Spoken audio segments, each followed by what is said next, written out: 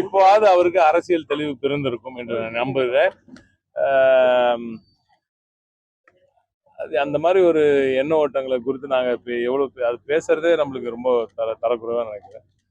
அவர்களோட அம்மையார் அவர்கள் பேரையும் அவங்க போட்டு நிறைய திட்டங்கள்லாம் செஞ்சாங்க. அப்ப அதையும் அவங்க செய்யக்கூடாதுன்னு நினைக்கிறாங்களா? அம்மையார் மறைவுக்கு பிறகு அவங்களுக்கே துரோகம் செய்யற ஒட்டுமொத்த கூட்டமாகத்தான் அந்த கூடாரம் திகழ்கிறது. அதில் இவர் ஒரு பிரதான உதாரணமாக இருக்கிறவர் தான் தெரிகிறது. அதற்கு சரியான ஒரு பதிலடியை உச்சநீதிமன்றம் வழங்கி இருக்கிறது. மக்கள் நல திட்டங்களை திராவிட நாயகன் அவர்கள் தொடர்ந்து செயல்படுத்தி வரும் மக்கள் நல திட்டங்களை பார்த்து வைத்தறிச்சல், பொறாமை.